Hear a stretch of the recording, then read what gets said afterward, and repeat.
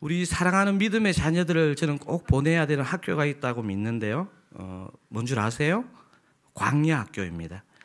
이 학교에서 뭘 배우느냐 하면 하나님의 주재권을 인정하고 낮아지는 연습을 하는 학교입니다. 저와 여러분 또 여러분의 믿음의 자녀들도 꼭 이 학교를 졸업하는 은혜가 있기를 원합니다. 저는 삼남일녀의 셋째 아들로 태어났습니다. 그렇게 보이죠? 셋째 아들처럼. 어머니께서 다른 식구들 생일은 정말 잘 챙겨주시는 분이었는데 제 생일을 안 챙겨주시는 거예요. 제가 어느 날 이렇게 마음에 확신이 들었습니다. 진짜 다리 밑에서 죽은 것이 분명하다. 그리고 이유를 설명 안 하고 생일을 안 챙겨주시는 거예요. 그래서 제가 어느 날 응팔의 덕선이처럼 폭발했습니다. 어머니 왜 저만 생일 안 챙겨주시는데요? 저도 케이크 좋아하고 미역국 좋아하는데 이러면서 했더니 어머니가 야야 니는 크게 될 사람이라서 양력 생일 챙기면 안 된다 이렇게 하시더라고요. 그러면 음력 7월 2일 생일 챙겨주시면 되잖아요. 이러니까 니는 윤 7월이라서 조금 더 기다려야 된다 이러시더라고요. 얼마 기다려야 되는데 이러니까 한 약 30년만 기다리면 된다 이렇게. 제가 그날의 절망을 잊을 수 없습니다.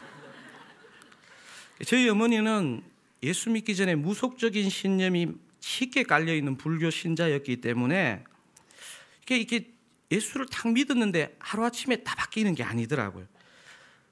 다른 거를 제가 볼 때 포기한 것 같았는데 포기하지 않은 게 하나 있었던 것 같습니다. 저에 대한 태몽을 얘기를 안 해주시는 거예요. 어머니 다른 친구들은 태몽이 다 있다는데 저의 태몽은 뭐예요? 이러니까 설설 피해요 그냥. 그런 질문만 하면 어머니가 없어지세요. 좋은 태몽을 미리 얘기하면 부정이 탄다는 미신을 믿었던 거죠. 그죠? 교회 집사님이 되었는데도 그러시길래 아니 교회 집사님이 지금 이런 걸 얘기 안 하시면 어떡하냐고 막 제가 닥달을 했어요. 그러니까 어머니 얘기를 안 해주세요. 그런데 어느 날 저희 어머님이 저를 부르시더니만 야야 태몽 얘기해 줄게 이러시더라고요. 제가 그래서 굉장히 마음에 긴장을 하면서 도대체 태몽이 뭐였길래 지금까지 얘기를 안 했나 해가지고 하니까 어머니가 그렇게 얘기하시더라고요. 다 넓은 태평양 한복판에 정말 멋있게 생긴 돌고래가, 제가 지금 생각해보니 그게 어떻게 태평양인지 대서양인지 알으신지 모르겠어요. 저희 어머님 말씀으로 더 넓은 태평양 중간에 잘생긴 돌고래 한 마리가 하늘로 치솟는 태몽을 꿨다는 거예요. 여러분 아무도 놀라시지 않나요? 제가 그 태몽을 듣고 웃으면서 그랬습니다. 야, 그 정도 태몽이면 얘기 안 할 만 하시네요. 제가 태평양에서 솟아서 하늘로 갔다가 지금 내려왔습니다. 부실했던 아들이 정말 성공하기를 바라셨던 어머니의 마음이 제가 이해가 되었습니다. 저는 그날 어머니의 태몽 얘기를 듣고 너무 마음에 진짜 눈물로 감사함이 있었습니다. 왜냐하면 어머니 마음속에 진짜로 예수가 들어갔구나 하는 생각이 그날 들었거든요. 오늘 본문도 여러분 읽어보신 본문도 여러분 정신없이 읽으셨겠지만 하나님을 믿는 것 같지만 내려놓지 못하는 세상 신념으로 가득 찬 한 현장을 보게 됩니다. 혹시 여러분 성경책에 요한복음 5장 3절 하반절부터 4절이 괄로로 되어 있으신가요? 예, 괄로로 성경책이 안 돼 있으시면 신앙의 유익을 위해서 빨리 성경책을 바꾸셔야 됩니다. 우리 그 괄로 되어 있는 부분을 한번 읽어 보실까요? 물의 움직임을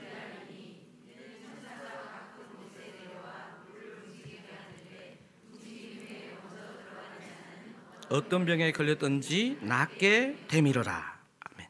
아멘 하면 안 되겠죠, 그죠? 이 괄로는 유대인들에게 전설로 내려오는 이야기를 후대의 어떤 사본에서 집어넣은 것으로 보입니다. 설마 천사가 물 저으려고 존재하는 존재는 아니잖아요. 하나님을 믿지만 말씀대로 제대로 믿지 못하면 인간적인 바람을 넘어서 이상한 신념 같은 것이 우리에게 생기는 것 같습니다. 오늘 본문에는 신앙적인 색채가 짙게 묻어있는 용어들이 의도적으로 많이 나옵니다.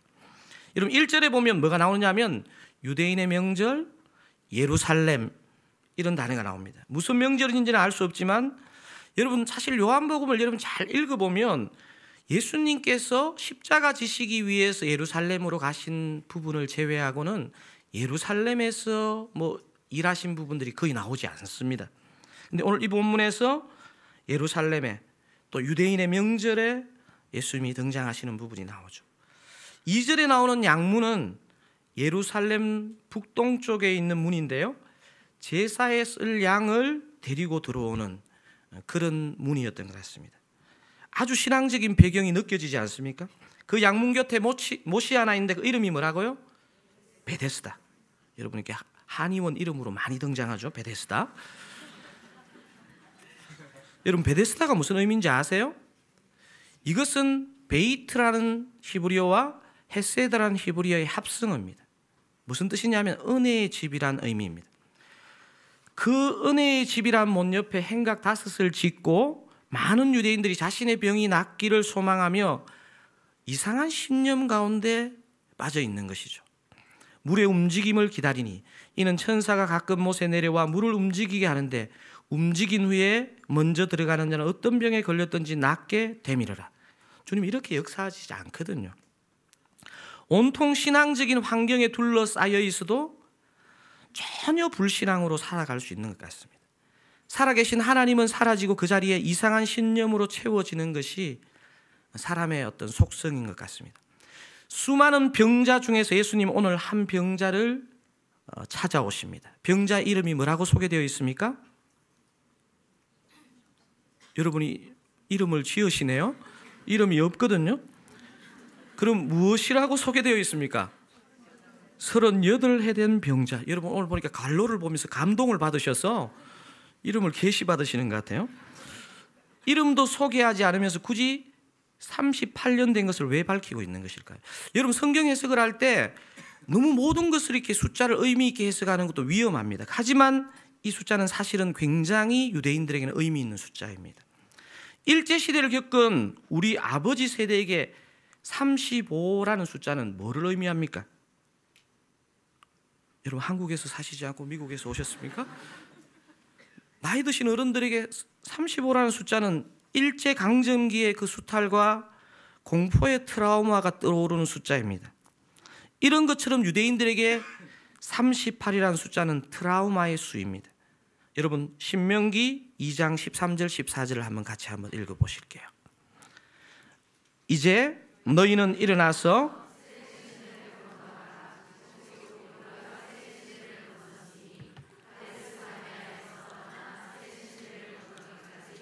38년 동안이라. 이때에는 그 시대의 모든 군인들이 여호와께서 그들에게 맹세하신 대로 진영 중에서 다 멸망하였나니. 여러분 출애굽에서 가나안 땅까지 원래 풀 기간은 얼마죠? 여러분 성경 탐구를 좀 들으셔야 할 것 같아요. 40년이거든요.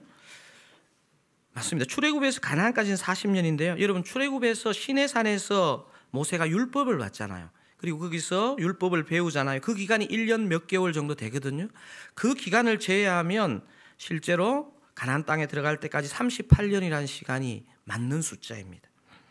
사도 요한이 38해 된 병자를 굳이 밝힌 이유는 아마도 하나님의 말씀을 받고 하나님의 백성이 되었지만 삶의 고통 때문에 삶 속에서 하나님을 진정한 주인으로 인정하지 않고 자신의 방식으로 산 이 사람을 부각시키기 위해서 이렇게 38해 된 병자라고 소개하고 있습니다. 제가 가만히 생각해 보니까 우연이겠지만 저도 신학교 안 가려고 하다가 갈 수밖에 없구나 생각한 나이가 38이더라고요. 여러분 꼭 이런 건 또 적어 놓으셔. 38에 갔어. 사랑하는 어머니 여러분, 제가 지금 무슨 얘기를 하고 있는지 여러분 따라오고 계시죠? 요한복음 5장에서 철저히 종교적인 환경, 신앙적인 환경에 있지만 진짜 하나님을 만나지 못할 수 있다는 것을 오늘 본문은 얘기하고 있습니다. 병이 낫고자 하느냐는 예수님의 질문에 38에 된 병자의 답을 한번 여러분 오늘 잘 보셔야 됩니다. 여러분 7절을 한번 같이 읽어보실게요. 병자가 대답하되 주여 물이 움직일 때에 나를 못에 넣어주는 사람이 없어 내가 내려가는 동안에 다른 사람이 먼저 내려가나이다. 이 38해 된 병자의 대답은 주님이 우리 삶의 진짜 주인이 되지 못할 때 나타나는 아주 보편적인 현상입니다. 38에 된 병자를 통해서 배우는 우리 안에도 동일하게 들어있는 성향 두 가지가 있습니다. 첫 번째는 뭐냐면 지독한 타인 의존의 성향입니다. 7절에 보면 물이 움직일 때 나를 못에 넣어주는 사람이 없어, 이렇게 표현하고 있습니다. 우리는 다른 사람으로부터 상처를 받으면서도 계속 다른 사람을 의지합니다. 사랑하는 어머니 여러분, 이 지금 병자의 대답, 물이 움직일 때 나를 못에 넣어주는 사람이 없어, 어디서 많이 이렇게 좀 들어보신 말 같지 않습니까? 음식 먹는 식구는 많은데 음식물 쓰레기 버려주는 사람은 없어. 갱년기 마음은 우울한데 따뜻하게 얘기 나눌 놈 하나 없어. 뭐 좀 이런 느낌이 드시지 않습니까? 여러분 나중에 자식들 보고 이런 말 제발 안 하시면 좋을 것 같아요. 내가 너를 어떻게 키웠는데. 이게 비극의 시작이에요. 내가 너를 어떻게 키웠는데. 비장함이 서려 있잖아요. 자식 의존하지 않는 정말 건강한 어머니 되기를 주님의 이름으로 축원드립니다. 사람은 진짜 저도 그런 것 같아요. 살아보니까 긍휼과 사랑의 대상이지 의지하면 반드시 상처를 받게 되는 것 같아요. 요한복음 5장이 던져주는 중요한 메시지는 아무리 신앙적인 환경에 놓여 있어도 주님을 진정한 주인으로 삼지 않으면 주님 아닌 누군가를 의지하고 찾게 된다는 얘기를 하고 있습니다. 우리도 은혜 떨어지면 사실은 이렇게 되는 것이죠. 이 병자는 또한 어떤 모습을 보입니까? 주님을 절대 의지하지 않으면 나타나는 한 모습이 지독한 타인 의존의 모습이라면, 또 다른 하나의 모습은 지독한 자기 사랑의 모습입니다. 뭐라고요? 지독한 자기 사랑의 성향입니다. 성령 충만하지 않은 우리말에는, 여러분 성령 충만하지 않는 것을 보여주는 증거 중에 하나가 뭐냐면 나는, 이런 표현이 되게 많아집니다. 오늘 병자도 비슷한 말을 합니다. 내가 가는 동안에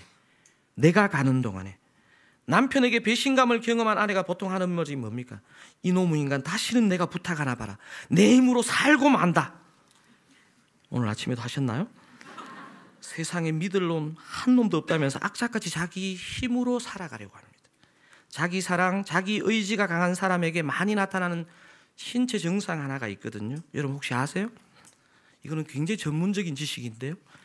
어금니 잇몸에 심한 염증이 생깁니다. 혼자 악착같이 살아가겠다고 막 어금니를 하도 깨물어서, 제가 이걸 어떻게 아느냐 하면요, 책 보고 안 게 아니고 치과 의사인 제 후배에게 아내가 이가 안 좋아서 데려갔더니, 형수님 어금니 잇몸에 염증이 심해요. 이 증상은 보통 남편 속 많이 썩이는 아내에게 나타나는 증상인데 형님이 목회하면서 속을 많이 썩이는 모양이죠. 뒤에 부분은 제가 그냥 넣었습니다. 38에 된 병자의 모습을 보면서 여러분 이런 찬양이 좀 이렇게 여러분 마음속에 울려 퍼지지 않습니까? 안 되는 줄 알면서 왜 그랬을까? 안 되는 줄 알면서 왜 그랬을까? 이 찬양 한번 같이 불러볼까요? Let's sing all together.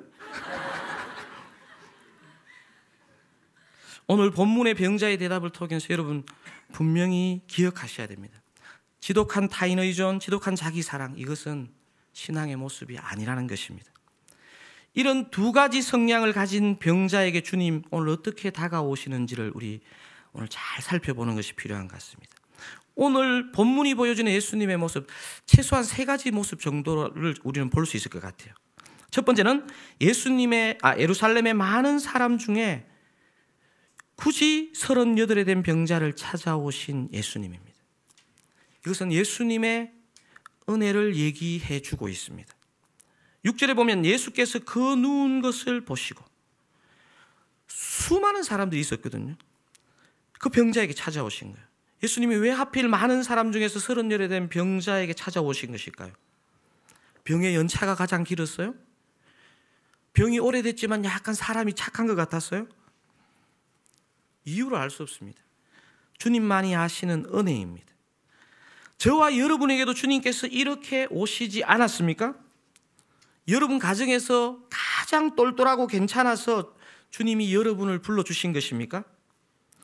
우리에게 정말 구원받을 만한 어떤 괜찮은 부분이 있어서 주님이 우리를 부르신 것입니까? 제가 이렇게 대화를 나누다가 한 번씩 마음이 좀 불편한 표현 중에 하나가 뭐냐면, 어떤 사람을 옆집 새댁을 전도했는데, 저 사람은 착해서, 새댁은 착해서 주님이 부르신 것 같아, 이런 얘기를 하면 제 마음에 동의가 잘 안 돼요. 주님 모르는 착한 새댁은 이 세상에 없거든요. 다시 한번 얘기해 드릴까요? 주님 모르는 착한 새댁은 이 세상에 없습니다. 찬송가 310장이 이것을 너무 잘 얘기해 줍니다. 우리 이 찬양 같이 한번 1절만 한번 불러보시면 좋겠는데요. 같이 한번 불러보실게요. 하나님의 은혜로 있을 때 없는 자 왜 구속하여 주는지 난 알 수 없도다. 내가 믿고 또 의지함은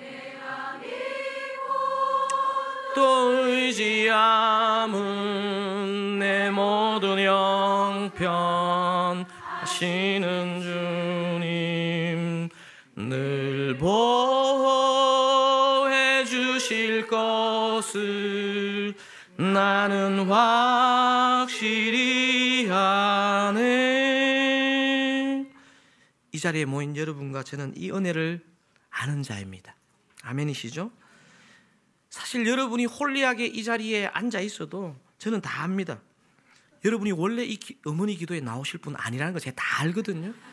집에 송중기 보시면서 계실 분인데 이 자리에 나오신 건 다 알거든요. 남편 의지해봐야 아무 소용없다는 것을 깨달으셨기 때문에 이 자리에 나오신 것입니다. 이제부터는 내 몸으로 살아봐야지 결심했지만 남는 것은 잇몸 염증밖에 없다는 것을 아시기 때문에 여기에 나오신 것입니다. 그래도 괜찮습니다. 베데스다 목가 많은 사랑 가운데서 38에 된 병자를 찾아오신 주님이 오늘 분명하게 저와 여러분을 찾아오신 줄로 믿습니다. 오늘 본문의 예수님의 모습을 잘 살펴보면 소망 없는 한 병자를 찾아오시는 것도 은혜가 되지만 그 사람을 치유하시는 이 짧은 장면이 저한테는 정말 마음이 뭉클해요. 병든 자를 그냥 기계적으로 고치시지 않고 그 병든 자와 그 병든 자의 의지를 깨우쳐주는 대화를 하고 있다는 거예요. 그래서 오늘 본문이 보여주는 예수님의 모습 두 번째는 뭐냐 하면 사람의 상실한 의지를 인격적으로 고무시켜 주시는 예수님입니다. 이는 예수님의 인격성을 말씀해 주시는 거죠. 6절에서 보면 뭐라고 질문하시나요? 예수님이 내가 낫고자 하느냐. 여러분 이거 너무 어리석은 질문 아닙니까? 38회 동안 지금 이러고 있는데 낫고자 하느냐니요. 왜 이런 질문을 하실까요? 근데 사람이 보니까 있잖아요. 오랜 질병과 고통 가운데 있을 때 의욕을 상실하는 게 사람의 연약함이더라고요. 주님 그걸 아신 거죠, 사실은. 예수님의 이 질문은 인격적이면서도 그 사람 안에 정말 거의 죽어가는 그 생명력이 일어나는 질문입니다. 제가 가만히 생각해 보니까 정말로 저도 고집이 센 사람이었는데 하나님 앞에 항복했던 것이 뭐냐면 하나님 나를 그냥 일방적으로 무조건 구원하신 게 아니고 나의 인격을 일깨워 주시고 기다려 주시는 그 주님의 제가 어느 날 항복이 되더라고요. 오늘 본문에서 질문 하나로 절망에 빠진 한 인생의 의욕을 주님 불러 일으켜 주십니다. 의지가 발동하지 않는 38년 된 병자가 삶에 대한 의욕을 갖게 하십니다. 저는 여러분이 모든 성경을 열심히 읽기를 원하는데요, 특별히 매일 시편을 읽었으면 좋겠습니다. 시편 전체 150편 중에서 50편 넘는 시편이 침체와 절망 가운데서 시편을 쓴 시편입니다. 시편은 절망 중에 있는 우리의 의지를 일깨워주는 놀라운 힘이 있습니다. 시편을 통해서 오늘도 우리의 의지를 일깨우시는 주님의 음성을 듣게 됩니다. 사실 오늘 어머니 기도에도 인격적인 주님께서 여러분의 의지를 일깨우시는 시간인 줄로 믿습니다. 사실 모르겠어요. 여러분 오늘 기쁜 마음으로 오신 분도 있지만 오늘 아침에 애 학교 보내면서 술 한잔 할까? 이런 생각까지는 안 하셨겠지만 너무 제가 세게 나갔나요? 원고에도 없었는데 저에게 왜 이런 깨달음을 주시는 거죠? 여러분 마음속에 혹시 이 매끄럽지 못한 강선우 목사의 사투를 통해서도 우리의 의지를 일깨워 주시는 분이 주님 아니시겠습니까? 본문이 보여주는 예수님의 그 마지막 세 번째 모습, 오늘 가장 중요한 우리가 눈여겨봐야 할 부분인데요, 말씀으로 병을 고치시는 예수님입니다.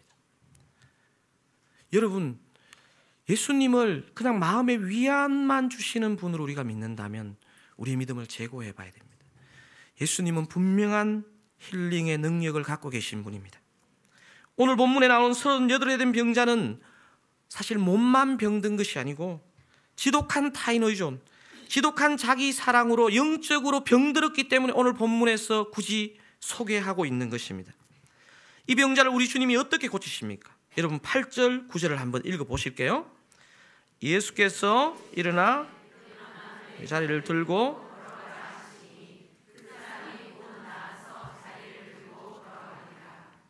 여러분 이 구절을 읽을 때 치유가 너무 심플하게 일어나지 않습니까? 좀 뭔가 좀 한 10절 정도 들어가가지고 어떤 치유는 보니까 막 이렇게 해가지고 침 뱉어가지고 이렇게 바르고 막 이런 것도 있던데, 그죠? 여러분 오늘 이 본문이 보여주는 게 뭡니까? 예수님을 만나고 예수님의 말씀이 진짜 임하면 치유가 일어난다, 이 말입니다. 사랑하는 어머니 여러분, 예수님 이름에 치유하는 능력이 있는 줄로 믿습니다. 예수님의 말씀에 진짜 치유하는 능력이 있는 줄 믿습니다. 예수님을 믿고 살지만 우리는 때로는 육신의 병에 걸릴 수 있습니다. 예수님을 꽤 잘 믿는 사람에게도요, 여러분 저는 우울증이 찾아올 수 있고 정신적인 어려움이 찾아올 수 있다고 저는 생각합니다. 우리 집의 자녀가 육체적인 질병과 정신적인 어려움으로 여러분이 기도함에도 불구하고 힘들어할 수 있습니다. 우리는 이때 어떻게 해야 되죠? 상담의 도움이나 병원의 도움을 받을 수 있습니다. 또 때로는 저는 적극적으로 받아야 한다고 생각되십니다. 우리 믿음의 이렇게 선배들, 이렇게 목사님들이 때로는 잘못 가르쳐서 꼭 기도로 나아야 되는 것처럼, 그래서 그것이 꼭 고급 치료인 것처럼 생각하는데 저는 그렇게 생각하지 않습니다. 하지만 우리는 또한 반대급부적으로 상담의 한계, 의학의 한계, 유능한 어떤 치료자의 한계를 알고 있어야 됩니다. 제가 참 좋아하는 문구가 하나 있는데요, 탁월한 정신의학자였던 폴 트루니의 인간 치유라는 그 얇은 책에 보면 짧은 글귀인데 저의 경종을 울려주는 글귀입니다. 제가 한번 읽어드리겠습니다. 치료의 가장 깊은 의미는 상담이나 조언에 있지 않고 병든 사람을 예수 그리스도와의 만남으로 인도하는 데 있다. 딱 들어보니까 여러분도 같이 좀 읽고 싶죠, 그죠? 안 읽고 싶어도 읽게 할 거예요. 제가 같이 한번 읽어보시죠. 치료의 가장 깊은 의미는 상담이나 조언에 있지 않고 병든 사람을 예수 그리스도와의 만남으로 인도하는 데 있다. 아멘. 여러분 설마 탁월한 상담가였고 정신의학자였던 폴 트루니 자신이 상담의 가치를 격화시켰겠습니까? 상담과 정신치료가 진짜 어디까지 갈 수 있는지, 또 어디를 향해야 하는지를 권면해주고 있는 것이죠. 저도 목사인데 많은 사람을 신방하게 되잖아요. 진정한 목사, 진정한 상담자의 역할은요, 내담자의 성도의 내면 문제를 해결해 주는 것이 아니에요. 해결해 줄 방법이 없어요. 고통 가운데 있는 사람을 그리스도에게로 안내하고요, 그리스도를 만나도록 마음을 다해서 기도하고 도와주어야 하는 것입니다. 여러분 의학도 마찬가지입니다. 여러분 성령 충만할 때 머리가 너무 아파요. 약을 먹어야 될까요? 말아야 할까요? 여기는 확신에 차서 먹어야 한다고, 여기는 대답을 안 하시면서 상대의 신앙을 지금 평가하고 있는 것 같아요. 우리가 너무 아프면 약을 먹어야죠. 성도가 수술을 받아야 할까요? 말아야 할까요? 여러분 너무 믿음 없이 대답하는 거 아니에요? 약도 수술도 주님이 사용하시는 방법이 맞죠. 잘 사용해야 됩니다. 하지만 진짜 치유는 그 모든 것을 통해서 누가 고쳐주신다고요? 예수님이 고쳐주는 것을 우리가 믿는 것이 되게 중요합니다. 저도 사실 약을 먹거든요. 약을 먹을 때 한 번씩 그런 생각을 합니다. 그냥 올해 이 약이 나를 고쳐주겠지 생각하는 거, 이게 비믿음 아니냐 이런 생각을 해보게 됩니다. 사랑하는 여러분, 진정한 힐링은 예수님의 이름에 있는 것을 확신하십니까? 그래서 우리는 삶의 모든 관심과 에너지를 예수님의 이름을 의지하고 예수님의 말씀을 순종하는데 우리가 그 에너지를 써야 합니다. 그러나 오늘 본문을 제가 여러분 읽어보면 사족처럼 9절 10절에 보면 참 불행한 한 부류가 등장합니다. 누굽니까? 예수님의 이 치유의 기적을 보고서도 9절 하반절과 10절처럼 얘기하는 사람입니다. 한번 읽어보실게요. 이날은 안식일이니 유대인들이 병 나은 사람에게 이르되 안식일인데 내 자리를 들고 가는 것이 옳지 아니하니라. 야, 여러분 살면서 이런 사람 되지 마십시오. 이런 유대인들을 전문용어로 뭐라 그러는지 아십니까? 전문용어로 두자로 꼴통이라 그러고요, 사자성어로 보수 꼴통이라 그럽니다. 여러분 이런 사람 한 사람 있으면 있잖아요, 예수님이 생명을 이 38된 병자를 고쳐도 있잖아요, 부엉의 불씨가 확 꺼져버려요. 이건 굉장히 무서운 거예요. 사실은 저와 여러분은 예수님이 이런 일을 하실 때 더 그 부엉이 확산되는 통로로 사용되어지기를 원합니다. 설교 앞부분에서 살펴본 것처럼 신앙적인 환경에 있다고 해서 믿음의 역사를 다 경험하는 것은 아닙니다. 완전 신앙적인 환경에 있었지만 38된 병자는 하나님의 능력을 전혀 몰랐습니다. 하나님의 도시 예루살렘에 있었고 제사를 드리는 양이 들어오는 양문을 수시로 들락거렸고 은혜의 집이라는 그 명칭의 베데스다 옆에 늘 살고 있었지만 하나님의 은혜를 모르는 자였습니다. 저와 여러분이 그럴 수 있지 않습니까? 어머니 기도에 나오신 저와 여러분, 오늘 본문을 보시면서 여러분 어떤 생각이 드십니까? 정말 하나님의 은혜를 아는 자가 되시면 좋겠습니다. 어떤 상처라도 어떤 문제라도 정말 진심으로 전심으로 주님 앞에 내어놓을 때 주님 어떤 방법을 통해서든 치유해 주시는 주님이신 줄로 믿으시면 좋겠습니다. 예수의 이름, 예수의 말씀이 정말 능력인 줄로 믿습니다. 제가 20대 때 책을 읽다가 하나 발견한 기도문인데요, 이거는 여러분 정말 사랑하는 분들에게는 제가 꼭 공유하고 싶어요. Richard of Chester Prayer라는 기도인데요, To enable men and women to know Jesus Christ more clearly, to love Him more dearly, and to follow Him more nearly. 사투리를 쓸 것 같은 사람이 영어를 쓰셔서 많이 놀라셨어요? 저는 이 사람이 누군지 몰라요. 사실은 영국의 치체스트라는 지방에서 산 아주 평범한 리처드라는 사람이었던 것 같아요. 평범한 크리스찬이었던 것 같은데요, 제가 친절한 선웅시잖아요. 여러분 보고 이걸 영어로 하라 그러시면 방언이 터지지 이거 하시겠어요?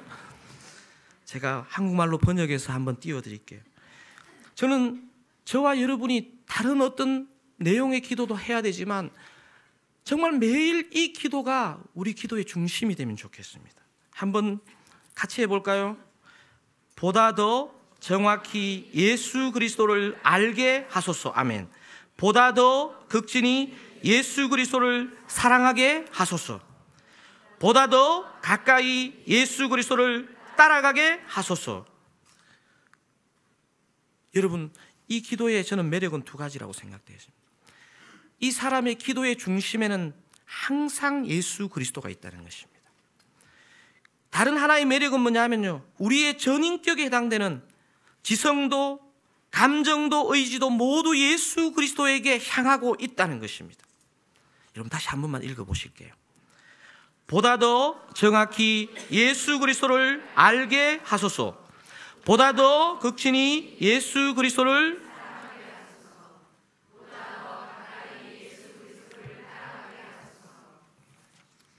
저와 여러분의 매일 기도 가운데 지정의가 예수 그리스도를 향하기 원합니다. 진짜 여러분 이 기도가 우리 삶에 우리 영혼에 깊이 들어왔을 때 저는 진짜 영적 육적 치유가 일어날 수 있다고 믿습니다. 제가 오래전에 우리 교회 금요기도에서 소개한 예화인데 이 예화는 한 번만 쓰고 버리기가 너무 아까웠어. 오늘 설교에 쓰려고 꼬깃꼬깃 아껴놨습니다. 제게 대학 시절 복음을 전해준 그 송영채라는 저희 과 친구가 있었습니다. 이 친구는 중3 때 번역 선교사로 나가기로 헌신한 친구입니다. 야, 근데 제가 이 집을 가보니까 이 집안이 정말 특이한 집안이더라고요. 그 밑에 동생이, 여동생이 하나 있고 남동생이 하나 있었는데, 이 친구는 저희 서울에서 학교를 다니고 있었고 동생이 강원대를 다니고 있었는데, 그 남동생을 제자 훈련을 지가 직접 시키기 위해서 2년을 일주일에 한 번씩 춘천을 오가면서 제자 훈련을 시키더라고요. 근데 참 하나님의 역사는 웃기죠? 이 친구는 선교사로 안 나가고 동생이 선교사로 나가게 됩니다. 여러분, 굉장히 나쁜 친구처럼 생각하지만 좋은 사람이에요. 제 친구 동생인 송영호 형제가, 여러분 그때 아프간 사태 나기 전에 아프간에서 사역하다가 잠시 나왔는데 그때 아프간을 그러고 못 들어갔어요. 그리고 다른 나라에 지금 선교사로 가 있는데, 원래 이제 독일에 가서 아주 선교 훈련을 여러 해 받고 아프간으로 선교사로 파송이 되었는데요. 제 친구의 동생 송영호가 파송받기 얼마 전에 저 친구 아버님이 동생을 보기 위해서 독일에 가셨어요. 그래서 그 파송 기도회였는지 아니면 다른 기도회였는지 모르겠는데 그 기도회를 참석했는데 아버님이 굉장히 독특한 광경을 목격하신 거예요. 어떤 독일 선교사 한 분이 막 그 송영호 형제를 막 혹은 또 누구를 야단치듯이 호통하듯이 기도를 하는 거예요. 그래가지고 이제 그 아버님이 독일어를 잘 못하시니까 기도회가 끝나고 나서 아들을 불러서 물은 거예요. 영호야, 근데 아까 무슨 그런 특별한 기도를 한 것 같은데 무슨 기도냐 그게. 그러니까 그 아들 송영호 형제가, 아버지 제가 고혈압이 심하잖아요. 뚱뚱하거든요 친구가. 1m 90에 막 100몇 킬로예요. 아버지 제가 고혈압이 심하잖아요. 그래서 그분이 제 건강이 걱정되어서 기도를 하는데 이렇게 기도했다는 거예요. 하나님, 송영호 선교사가 선교지에서 고혈압이 왜 필요합니까? 물론 독일어로. 제가 독일어를 알면 하겠는데 독일어를 잘 모르겠어요. 여러분 정말 놀라운 기도 아닙니까? 하나님, 송영호 선교사가 선교지에서 고혈압이 왜 필요합니까? 아마 제가 볼 때 이거보다 더 따졌을 것 같아요. 야, 근데 놀라운 게 있잖아요. 그 아들 송영호가 그날부로 고혈압이 고쳐졌어요. 이 고혈압은 사실은 병원에서 약으로 치료하지 고쳐지는 게 아니거든요. 근데 그 아버님 말이 걸작이세요. 얘가 선교지만 나가면 혈압이 정상인데 한국에 안식년으로 돌아오면 혈압이 높아진다는 거예요. 이거 어떻게 해야 됩니까? 여러분, 오늘 저는 설교를 마무리하고 싶은데요. 그 독일 선교사가 어떻게 보면 이 만유를 창조하신 하나님 앞에 이 무례함에 가까운, 그렇지만 그런 담대한 기도를 어떻게 드릴 수 있었을까요? 저는 그 선교사가 가진 그 예수님에 대한 그 친밀함, 그 예수님에 대한 확신이 있었다고 저는 생각되어집니다. 우리도 주님에 대한 친밀함으로 이런 확신의 기도를 드릴 수 있기를 참 좋으신 예수님의 이름으로 축원드립니다.